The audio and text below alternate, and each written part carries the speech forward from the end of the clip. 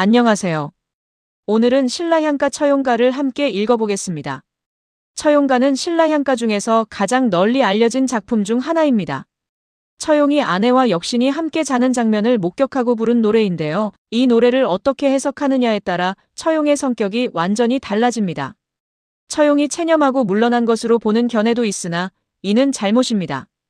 처용은 물러난 게 아니라 역신을 어떻게 처리할지 계획을 세우고 있었습니다. 처용가는 계획을 세우는 과정까지 나와 있습니다. 처용은 춤추고 노래하며 생각한 후 역신을 용서하기로 하였습니다. 그러자 역신은 처용 그림만 보아도 들어오지 않겠다고 말하며 물러갔습니다. 먼저 노래 전체를 읽어볼게요. 동경 밝은 달에 새벽 되도록 논일다가 들어와 자리 보니 다리가 넷이구나. 둘은 내 아래였고 둘은 누구의 아래인가? 원래 내 아래이지만 빼앗아올 것을 어떻게 할까? 전체 흐름을 말씀드리면 1행부터 4행은 상황 묘사입니다. 새벽까지 밖에서 놀다가 집에 들어오니 자리에 다리가 넷이 있더라는 것입니다. 5, 6행은 상황 확인입니다. 둘은 내 아내의 다리였고 나머지 둘은 누구의 것인가? 7, 8행은 처용의 반응입니다. 원래 내 아내이지만 빼앗아올 것을 어떻게 할 것인가? 내 것이지만 해서 이지만은 빼앗아올 것과 상반되기 때문에 들어간 표현입니다. 내 것이면 뺏을 필요가 없는데 내 것이면서도 빼앗아야 하기 때문에 이지만이라 말한 것입니다. 처용과 역신은 삼국 유사에 기록된 이야기입니다. 처용은 신라 헌강왕 때 동해 용왕의 아들로 왕을 따라 경주에 들어와 살았습니다. 왕은 처용에게 미녀를 아내로 주었어요. 그런데 역신이 처용의 아내를 탐내어 사람으로 변해 몰래 처용의 집에 들어갔습니다. 처용이 밖에서 놀다가 새벽에 집에 돌아오니 자리에 다리가 넷이었던 거예요. 이때 처용이 노래를 부르고 춤을 추면서 물러났어요. 그러자 역신이 처용 앞에 무릎을 꿇고 앞으로 처용의 형상만 봐도 그 집에 들어가지 않겠다고 맹세했다고 전해집니다. 그래서 신라 사람들은 처용의 형상을 문에 붙여 역귀를 쫓는 풍습이 생겼어요. 이제 한 줄씩 살펴보겠습니다. 1. 2행 동경 밝은 달에 새벽 되도록 논일다가 원문은 이렇습니다. 동경백이라 새배들이 놀려해가 동경을 어떻게 읽느냐에 대해 견해 차이가 있습니다. 양주동은 스리라 읽었는데 현재는 그 근거가 희박한 것으로 인식되고 있어요. 신라의 수도는 금성이었고 동경이라는 말은 신라의 식자층이 8세기 중엽에야 사용하기 시작한 표현입니다. 따라서 한자음 그대로 동경으로 읽는 것이 타당합니다. 야이비를 어떻게 읽느냐도 중요한 쟁점입니다. 야가 새벽의 뜻으로 쓰였다는 연구를 따라 새배들이로 읽습니다. 고려 처용가에는 같은 장면이 새도록이라고 표현되어 있는데 이는 밤이 새도록이라는 뜻이에요. 이와 맞추어 보면 새배들이는 새벽이 되도록의 의미가 됩니다. 만약 야를 그냥 밤으로 읽어 밤들이로 해독하면 밤이 될 때까지, 즉 늦은 저녁에 들어왔다는 말이 되어 고려 처용가의 내용과 일치하지 않아요. 또 모죽지랑가에서 밤은 야음으로 표기하고 있습니다. 따라서 1, 2행은 동경의 밝은 달 아래 새벽이 되도록 밖에서 논일다가 라는 뜻입니다. 처용이 얼마나 오랫동안 밖에 있었는지를 보여주는 구절이에요. 3, 4행 들어와 자리 보니 다리가 넷이구나. 원문은 이렇습니다. 들어사 자라보곤 헛토이 너희여라. 헛토이를 어떻게 읽느냐도 중요한 쟁점입니다. 두 가지 견해가 대립해요. 가로리류로 읽는 견해와 헛토이류로 읽는 견해입니다. 가로리로 읽으면 가랑이가 되는데 사람에게 가랑이는 하나예요.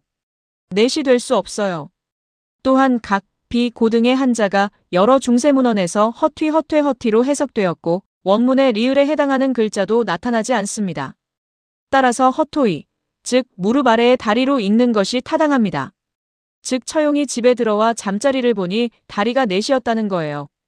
아내의 다리 둘과 역신의 다리 둘이 함께 있었던 겁니다. 5, 6행 둘은 내 아래였고 둘은 누구의 아래인가? 원문은 이렇습니다. 둘은 내 아래였고 둘은 누기 아래연고 하를 어떻게 읽느냐가 핵심 쟁점입니다. 기존 통설 다수는 고려 처용가의 내해언이화를 근거로 하를 해로 읽고 소유물이나 것의 의미로 봅니다. 그러나 해를 표시하기 위해 굳이 하를 사용할 이유가 없습니다. 또한 찬기파랑가의 아리 아래, 도천수관음가의 흔 아래서 상수불학가의 아인몸 아래에서 하는 모두 아래로 읽어야 문맥이 통합니다. 처용가에서도 마찬가지예요. 따라서 하는 아래로 읽어야 합니다. 둘은 내 아래였고 둘은 누구의 아래인가? 이것은 처용이 자리에 누운 두 사람의 다리를 확인하는 장면이에요. 둘은 아내의 다리였고 나머지 둘은 낯선 사람의 다리라는 거죠. 7, 8행 원래 내 아래이지만 빼앗아올 것을 어떻게 할까? 원문은 이렇습니다. 나 내 아랫니엠런. 아살 어에 허리고. 이 두 행이 가장 중요한 쟁점입니다. 처용의 반응을 어떻게 해석하느냐에 따라 노래의 의미가 완전히 달라지거든요. 먼저 본의를 어떻게 읽느냐부터 살펴볼게요. 세 가지 견해가 있어요. 본류, 미티류, 아이류입니다.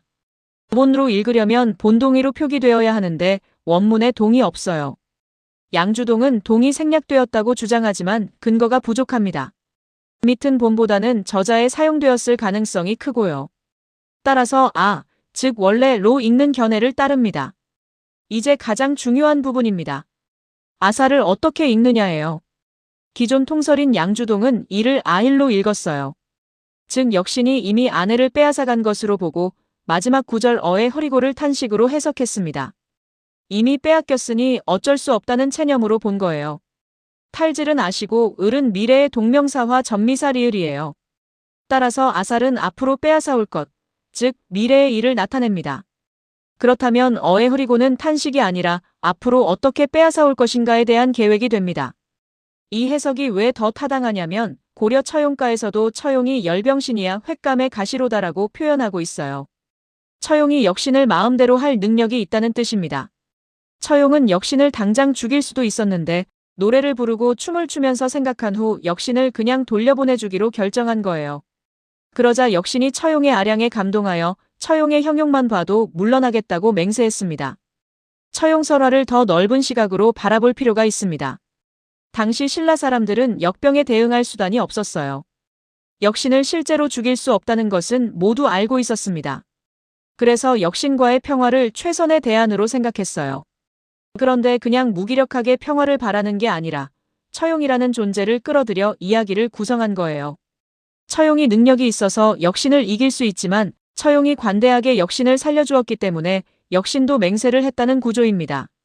즉 실질적으로는 역신을 어쩌지 못하는 무기력한 상황이지만 처용을 통해 사람이 우월한 상태에서의 평화로 만든 거예요.